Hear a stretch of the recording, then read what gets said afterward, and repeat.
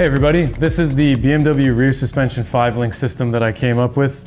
The main reason I made this was to help people understand how the rear 5-link works, and being able to exaggerate the length and adjustment of each control arm is the best way to do that. This isn't going to be some kind of a tool that you can actually take measurements from and then apply to the car, but you will be able to change the lengths of control arms and understand what changing that control arm actually does, how you can achieve more anti-squat, bump steer, camber gain, control over the rear wheel, and effectively utilize the kinematics of the OEM suspension to the best of your ability. It's also really fun to play with. I did add last minute the shock mount, and the shock mount I feel was really important to have as an option on this display, just because it is where the suspension goes. I did accurately replicate the motion ratio and the location of it, but I will be honest, it is more fun to play with without the shock attached, because you're able to get easier cycling of the suspension. So luckily these things come apart really easily. I just disconnected the shock from its mounting location. This simulates basically the frame or the chassis of where the shock went. The shock actually went a bit higher, but then just for print space and time, I had to make it so that it was at least printable. I was able to get this print of the subframe down several hours, mostly for the end user. The original subframe I made was 7 hours. This one is about 4.5. So this is a good look at what the rear BMW suspension is doing, and I'm actually curious to see on the overhead camera how that looks. If I scaled the wheel down to 0.4, the wheel would actually be this big, nearly 10 inches in diameter. So the wheel is actually a 0.2 scale, just for packaging reasons. I also think this display looks cooler without the wheel as well, but it does give you a line of reference to be able to see. And when the wheel is on the ground, that is the intended factory ride height spec, so it does give you a base point for where this should be sitting. But we're gonna go ahead and just start adjusting all the different links and then going over the names of these links. Some guys don't understand. When you buy a BMW, it really only comes with 2 arms that are adjustable. The lower control arm, which is number 1, and then the toe arm, which is number 2. And these 2 arms on the original suspension give you basically an eccentric bolt on the subframe that you're able to do very small adjustments to. So the first thing I'm going to do is loosen the clip off the control arm and then cycle the suspension to show you what that's actually changing. I'm going to loosen the clip on number 1 and basically lengthen and shorten that arm. Now this was the arm intended to control camber on the original suspension, and you can see it does control camber, but it also majorly controls toe and a bunch of different things. As I'm cycling this suspension without changing the ride height, we are changing wheelbase. The wheel's moving quite a bit forward and back. And again, this is exaggerated, but you can see that it does definitely do more than just camber. I would say it actually equally does toe. So whenever you made an adjustment on the lower, in reality, you would actually definitely need to make an adjustment to the toe arm. Now the toe arm does really well at controlling pretty much just the toe, and that's because the center at which these control arms rotate around is right down the middle between our 2 uppers and our 2 lower control arms, right through here. So we're basically able to get mostly toe adjustments. And then one interesting point about these BMWs, especially in drifting because of the impact on the wheel, there is so much leverage on the toe arm that this is the most frequently failing arm on this chassis. And when you grab this wheel and you grab the subframe and you really start tweaking some things, you can actually see why that ends up happening. We get a little bit of a bow in the toe arm, and that's because that arm is actually carrying the most amount of force in keeping the toe and alignment in control. The other 4 arms kind of work together and form an upper A arm and a lower A arm, and the toe arm is the only one really chilling out in the back. So that's just an interesting point. Once you start changing the ride height of these cars, I actually added, I'm going to take the wheel off here. This whole suspension uses M4 by 0.7 fasteners. And taking this wheel off, I'm going to show you a couple of things. Some of this did require the use of bolts.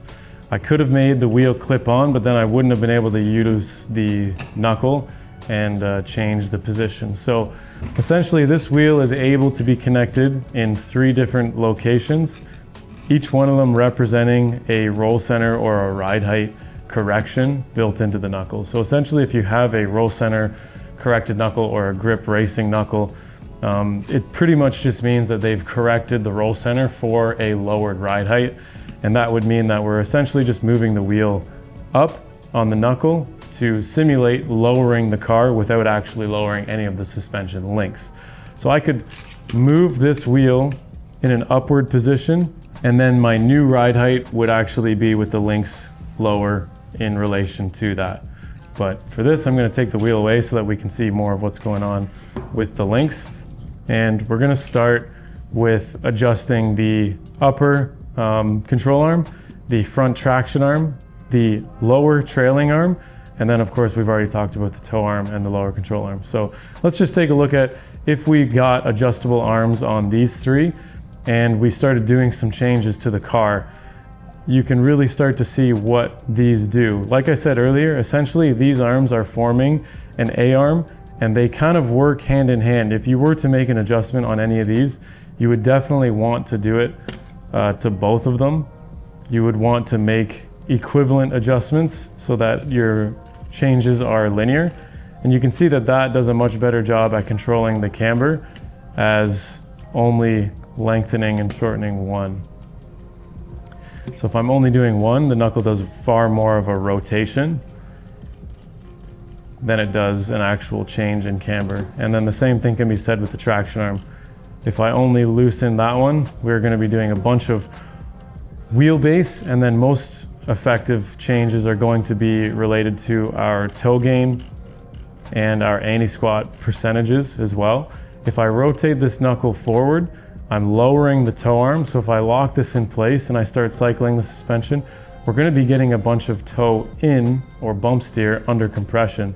And you can actually see that on this face here. And what's really interesting about this display is that we can actually kind of correct the alignment based on changes that we've made to the suspension. And I've basically shortened my traction arm a bunch, rotating the knuckle forward, giving me some toe in under compression. And if I just throw this wheel back on for visuals, I'm actually going to start correcting my alignment after making this traction arm change. And I would need to shorten for sure this arm, the upper traction arm. And we've pretty much neutralized the alignment, but with a much different rotation. All of these green lines represent the original position of the intended location. So we've lengthened the toe arm, our lower is still in the same. We've majorly shortened the traction arm, and these 2 green lines are hidden under these clips. So we've shortened both of these arms. Now we can look at the cycling of the suspension and really start to see that this thing is towing in a bunch under compression. And that was all generated by shortening the traction arm. And then if we start to look at the traction arm, because of how short it is, we've actually made a significantly steeper angle here. And these 2 arms are what dictates the anti-squat of the rear suspension. So the chassis resistance to squatting under acceleration is dictated by the angle of these arms. These arms are at a much steeper angle due to that rotation, so we would have a higher anti-squat as well. Now, would this be a favorable setup? Likely not. This would not handle the greatest, and our axle would be in a kind of compromised position. And then the wheel is likely pushed kind of back in the wheel well, so we would have to really do some work to try and recenter that. But ultimately, you were able to simulate all of these things. That was just one example. And I had to do a bunch of modifications to the print files and stuff to get enough articulation on all of these joints and balls. And it is an absolute blast to mess around with. You could mess around with this for hours, kind of loosen all the links and really start to see what kind of things you'd be able to adjust and what you need to do. One thing that would be interesting with this is that it is to scale. So if you do make a change, each notch was actually in my computer exactly 1/8 of an inch between each notch. So technically speaking, I know I said earlier, you could actually make an adjustment here and it could actually relate if you scaled up the adjustment that you made here by the opposite of 40% reduction. You would do the inverse of that, increase it, and then you would actually get that amount of adjustment on your actual car, and it would do the exact same thing. This is available on our website for the file download. Now, the way the file download is going to work, you can get the files and print this yourself, but you will need to buy these 9mm balls. I put a link in the description, and you will need to buy the hardware, which is 20mm M4 screws. And then there is one screw that's shorter, it's on the shock. The only reason was I didn't want to make the shock 20mm thick. It wouldn't have fit down in there very well. So getting this printed, you will still need to buy a couple things. If you buy this from us, you will just get everything assembled as you see it. And it's going to be a little bit easier, but it'll cost you a little bit more, and then we're gonna have to print it on these things. So totally up to you. We also have a bunch of new alignment displays. So we have this new caster display that I'm just finishing up. This is gonna be available soon as well. It's really gonna do a great job at showcasing how caster works in a 2D format. That's all I got for you guys on this one. Thank you if you have purchased this to play with and mess around with. Let us know if it has helped you with your setup on your BMW. And the reason I did the BMW first is because basically every single BMW from 2006-ish to 2008 and onward have all been the same. Even their race cars, even their GT4 M4 race cars use the same 5-link. Yes, it is in a slightly different configuration, but at the end of the day, each adjustment to each of these arms will all do the same thing. So that is why I chose this, because it applies to so many vehicles, even including like a Genesis and Mercedes and some other vehicles that use a 5-link. Thank you guys for watching this one. I'll show you another suspension display hopefully soon. Catch you on the next video.